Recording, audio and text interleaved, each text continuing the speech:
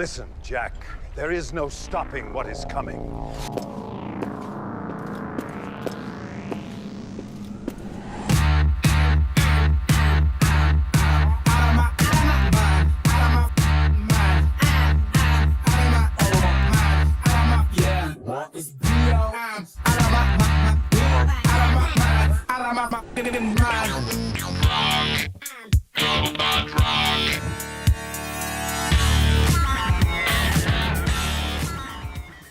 And now we see something remarkable from the White House.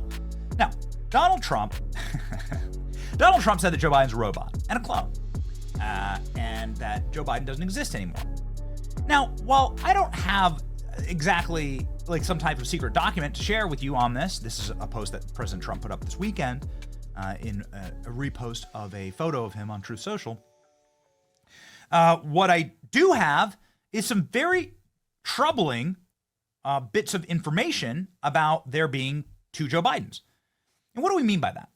We mean that there's been two Joe Bidens sort of like lingering around the White House. Maybe there've been four, maybe there's been seven. Who knows?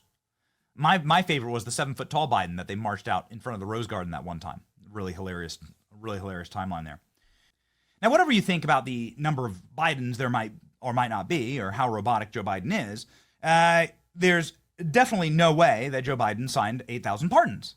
And there's no way that he competently signed all of those pardons, as Ed Martin described and discussed on our program. Here we go. Fake news that you made a ton of news with earlier in the week, talking about this fake world that we live in, whether it's Pipe Bomber or the nooses, or maybe Joe Biden's Autopen. Is it legal for a president to do such heavy lifts in Article 2 with a computer and with his staff when the president isn't even he's not even in the country, right? When half these pardons are signed. Is this legal? Well, Benny, just to say, President Trump is really, I'm obviously, I admire him, but he's also very kind, because the pardon attorney, which is what I am also, I'm serving as the United States pardon attorney, is a really unique spot, and you go back in history, even way back in the Federalist Papers, I think it was number 74. It turns out, I think it was Hamilton was writing about the power of the pardon is something that, can restore tranquility to the Commonwealth, is the phrase that he used. It's a really unique thing. President Trump has done it well. He's been very careful. Alice Johnson is the pardon czar. Actually, she's in the White House, and she's someone who has a great story. It's a kindness, right? It's real. It's important, and it's in the Constitution.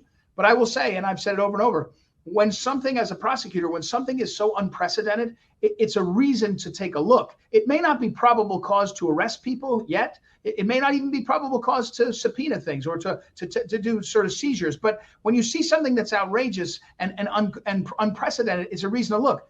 It's outrageous and unprecedented for Joe Biden to do these pardons for over a decade, blanket pardons, not blanket pardons as to, when you did this, you're pardoned on everything related to it, which is normal. It's anything you thought of or did back for years and years and years. By the way, Comey has, I think Comey got a pardon. Forgive me if I forget, but if he got a pardon, what he did today is not covered by the pardon. What he did yesterday is not covered, just to be clear. So, but what I'm saying is this. When you see something so unprecedented, it looks like everybody who is touching a major scandal that may or may not have had corruption involved, COVID, Ukraine, they all got pardons. Hunter Biden got pardons. He touched China, all this. You say, wait a second, is there something going on here? And then you say the Autopen, where now, Jake Tapper is saying that Biden was so gone that they were clearly not paying, he wasn't running things. You start to get to a point where you say, was somebody manipulating things, right? We know these people like Anita Dunn and Ron Klain, and those people were dominant figures in Biden world. Were they the ones doing the pardons? And if they were, then we've got a question that we have to about the validity. So we're going to get into this. I value pardons so much, and I value our Constitution. We want to be respectful of the history, but we also want to make sure the conduct now was appropriate. And the combination of the Autopen and the unprecedented nature, and people like Jake Tapper now describing so clearly a diminished human being, there's some questions that have to be taken up, and we're going to do it. So you heard that interview on our program, and thank you for sticking with us. I've never seen anything like it. There was a horrible glitch on our programming computer, and we had to do a full reboot. So we appreciate you guys sticking with us. It's just we're live. We're live. We let it rip. Unlike some other shows, we actually let it rip. We don't do pre-records and fake that we're live and run it as a live. That does happen quite a bit. We're literally live. So when Tim Burchett comes on or when Daryl Issa comes on, these guys spit fire, and you know you're getting the real thing, right? There's no sanitization here. There's no editing. It's just like real life. This is the way that it is. Well, here's some real life for Joe Biden's crew. Trump Justice Department has now officially launched criminal investigation examining pardons issued by Biden. You heard that live on our show, and now you're hearing this live on our show.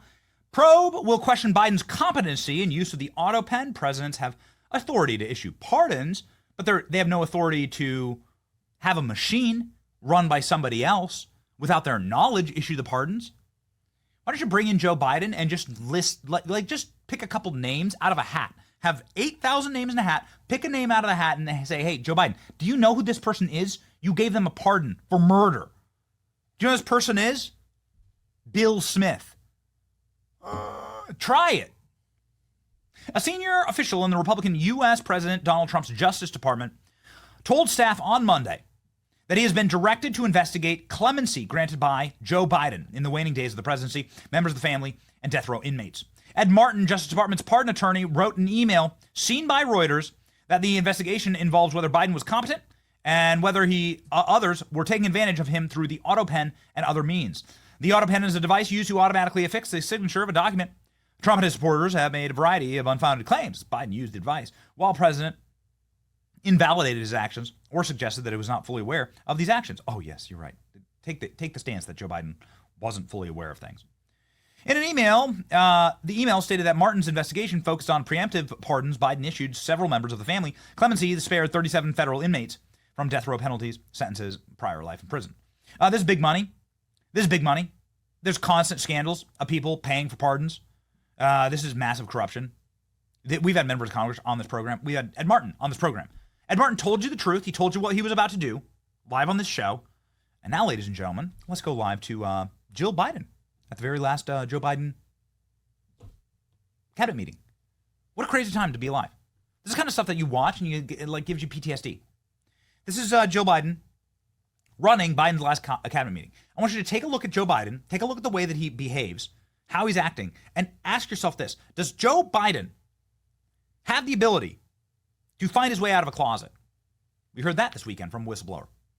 Secret Service whistleblower tells Josh Hawley that Joe Biden would get lost in the closet, okay? Just in time for Pride Month. So here we go. Here's Joe Biden's final cabinet meeting. You tell me, did this guy sign 8,000 pardons? Go. Grateful that Jill is here today. Heard that clapping. It wasn't for me when we came in. And here across previous administration, First Ladies have attended these meetings for specific reasons. This is the first time Jill has joined us, and it goes to show how important the issue is, which she's about to speak to the both of us. Today, at the top of our meeting, Jill's going to give an update on the House initiative, White House initiative, to fundamentally change the approach and fund how we approach and fund women's health services. So I'd like to turn it over to Jill and for any comments she has, and it's all yours, kid. Thank you. You know, sometimes the White House. He doesn't even look. Again, he doesn't even look like Biden. We had like a whole look at that. Look at. It's elder abuse. Who's in charge? Who's in charge here? If Joe Biden's getting lost in the closet, and here's Joe Biden. This was big national news all weekend. Joe Biden gets lost in the closet. From Yahoo News. Here we go. Confused Joe Biden would continually get lost in the closet, according to his personal Secret Service. Jill knew. This is why we keep asking, maybe it's time to focus up on Joe Biden, right? So we've asked on this program Ron Johnson, who's in charge of the investigation in the Senate. Ron Johnson said, yes, we are focusing on Joe Biden. We need to bring these people in one at a time, individually, transcribed interviews, compare what they tell us to what other people tell us. This isn't going to be swift. This is no time for a swift show trial type of hearing. You bring people before us without having the documentation to back up the investigations and the interviews. Are you going to bring in Joe Biden? I can't say that right now. Right now, we're going to focus on elected and appointed officials and find out what they know, and then we'll see where the investigation leads us. Would you consider bringing in Jill Biden? Yeah, listen, if I have to subpoena people, I'll subpoena them. And based on what we find out, we'll request additional interviews and subpoena people that we think we need to talk to. Again, I intend to. James Comer has said he's going to go after Jill Biden.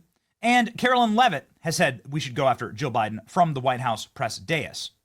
One final thing, President Trump has said we should really get to talking to Jill Biden. Nobody's going to know better than Jill, whether Joe Biden is, in fact, a robot or a clone.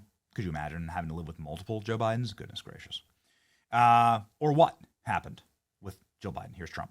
Do you think that Dr. Jill Biden should also have to come in and testify about what she did or didn't do?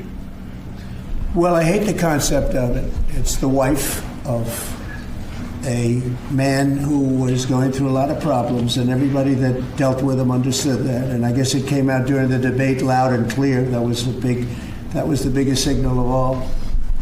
They have to do what's right.